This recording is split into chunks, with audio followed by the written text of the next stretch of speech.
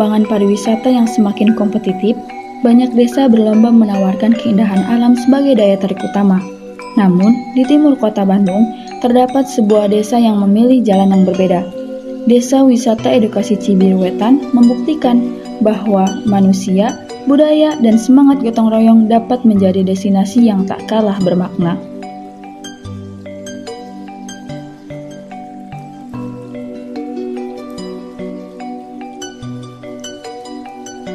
Desa Wisata Edukasi Cibiruetan berdiri pada tahun 2022 sebagai bagian dari pengembangan desa wisata di Kabupaten Bandung. Berbeda dengan wisata pada umumnya yang hanya mengandalkan panorama alam, Cibiruetan memilih menjadi edukasi sebagai identitas utamanya. Setiap sudut desa menjadi ruang belajar yang melibatkan masyarakat secara langsung, sehingga wisata tidak hanya memberi pengalaman bagi pengunjung, tetapi juga membuka peluang bagi warga untuk berkembang. Semangat belajar menjadi fondasi utama di desa ini. Berbagai pelatihan rutin diselenggarakan, mulai dari pelatihan pemandu wisata, kewirausahaan, hingga bahasa Inggris, untuk mempersiapkan masyarakat menyambut wisatawan dari berbagai daerah bahkan mancanegara. Karena dari 2022 sampai sekarang, kami sih terkadang selalu mendapatkan tamu asing. Kami pernah mendapatkan tamu dari Afrika, yaitu Rwanda. Terus kemarin juga ada mahasiswa internasional dari Telkom gitu kan, dan itu dari berbagai negara. Sorry, we're not passionate about this something, but I'll do my best for you. Thank you.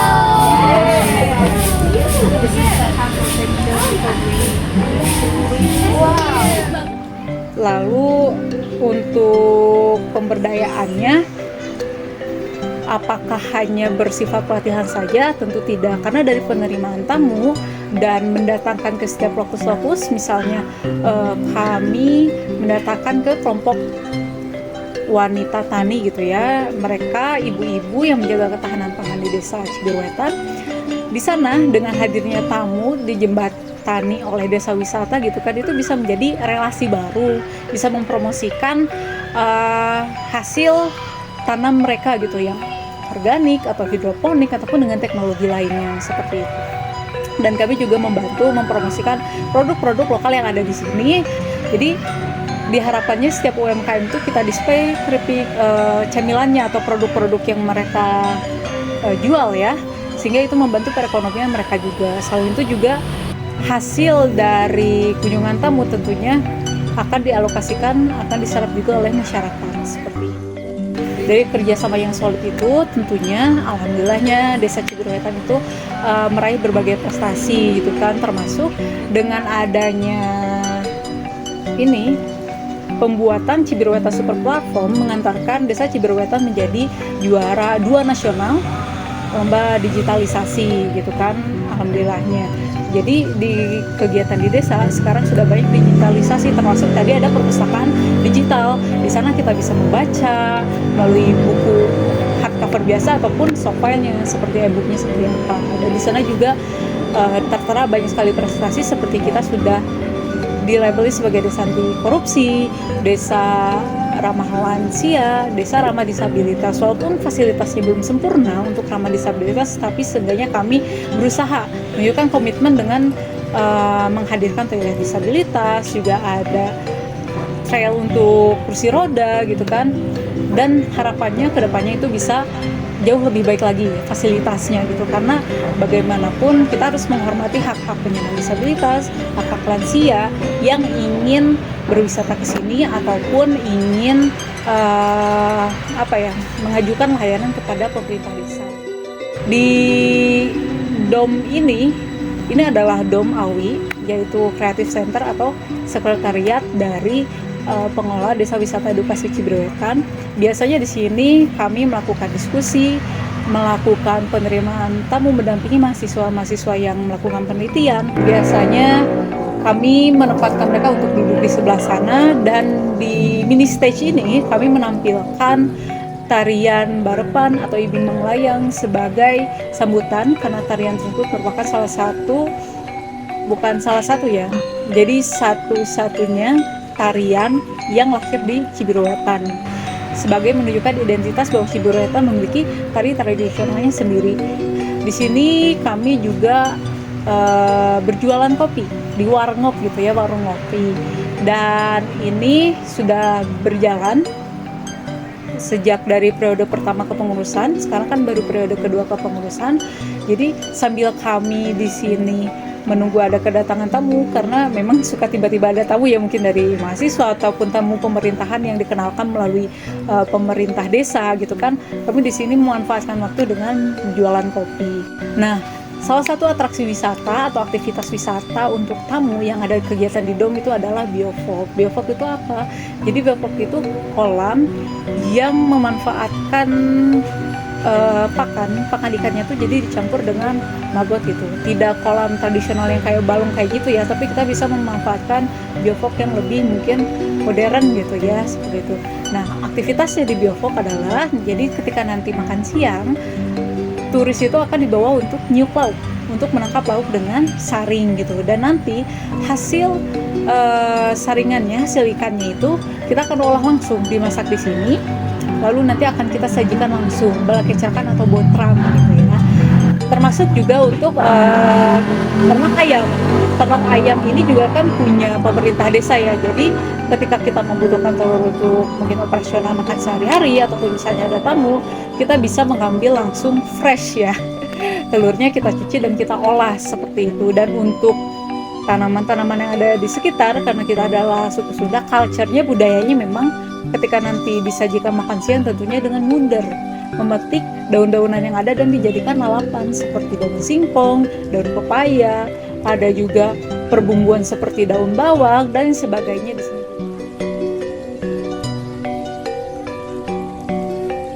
Di sini saya mau menjelaskan tentang pembuatan plakat dari limbah kayu yang jadi saya membuat ini tuh dari bahan-bahan kayu yang sudah tidak terpakai ya, contohnya bekas kayu dari bangunan atau papan-papan yang sudah dibuang. Nah, lalu saya buat ulang, dikelola menjadi seperti ini. Jadi plakat ini tuh buat nanti kalau ada kunjungan ke desa wisata, maupun itu anak sekolah atau pemerintahan, tamu pemerintahan, bisa saja mereka ingin belajar membuat yang kayak gini. Nah, lalu bisa juga dijadikan cenderamata, sebagai cenderamata buat nanti tamu yang akan berkunjung ke sini. Proses pembuatan, mengukir, menghaluskan itu membutuhkan waktu kurang lebih 3 jam. Nah, lalu sesudah itu kita membutuhkan waktu untuk pengecatan, ya kurang lebih 1 sampai 4 jam. Setelah selesai pengecatan, selanjutnya saya mengolesi cleaner atau pernis supaya si kayunya itu mengkilat.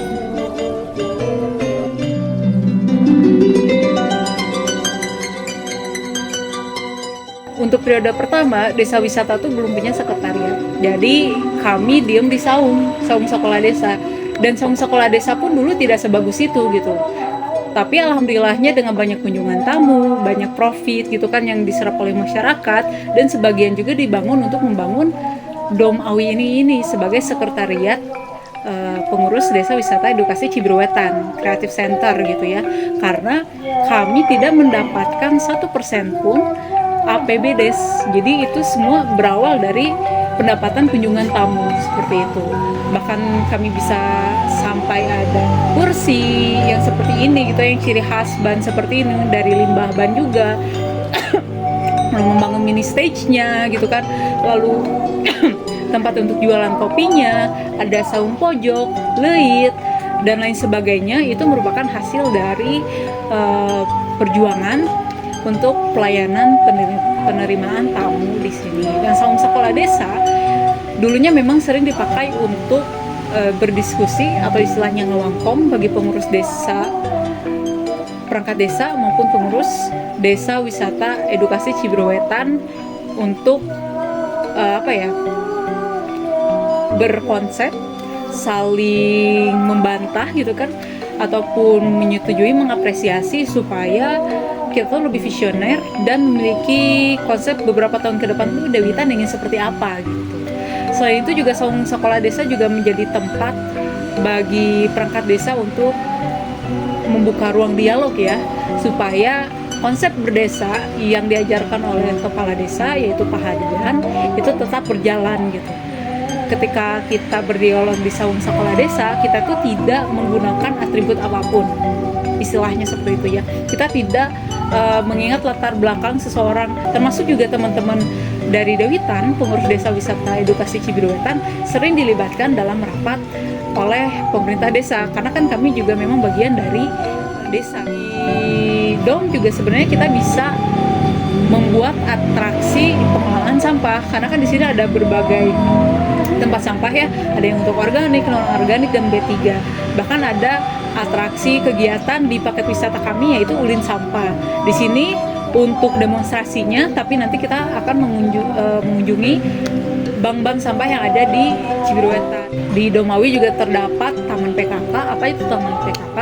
Taman PKK adalah taman yang dibangun oleh salah satu lembaga yang ada di desa yaitu PKK sebagai wujud komitmen untuk menjaga hak anak, untuk menciptakan lingkungan yang ramah anak, sehingga ada taman bermain, dan bahkan terkadang untuk teman-teman dari kampus itu yang melakukan KKN, pengabdian masyarakat, untuk mengadakan pengajaran di saung sekolah desa dan diakhiri dengan permainan di taman PKK gitu kan, taman bermain. Walaupun areanya kecil, tapi setiap harinya selalu rame dari pagi, siang, sore, karena kan mereka punya jadwal masing-masing. Mungkin ada yang jadwal sekolahnya pagi, mainnya siang sampai sore gitu, atau sebaliknya seperti itu.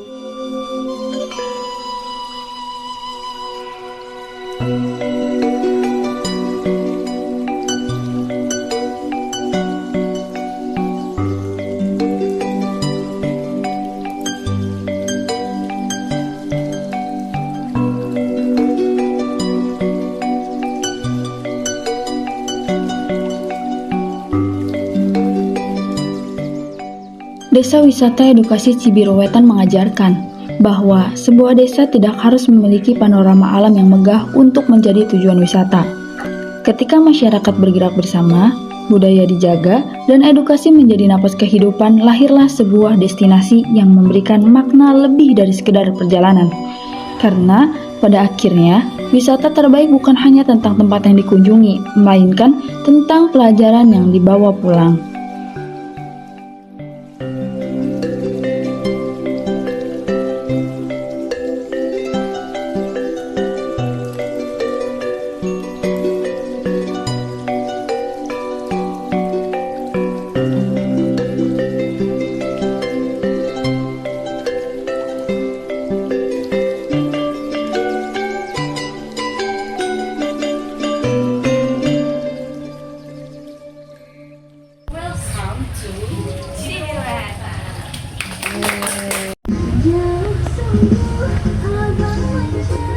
Tuh, 2, 3. Yeay. My hand, close your eyes. Nah,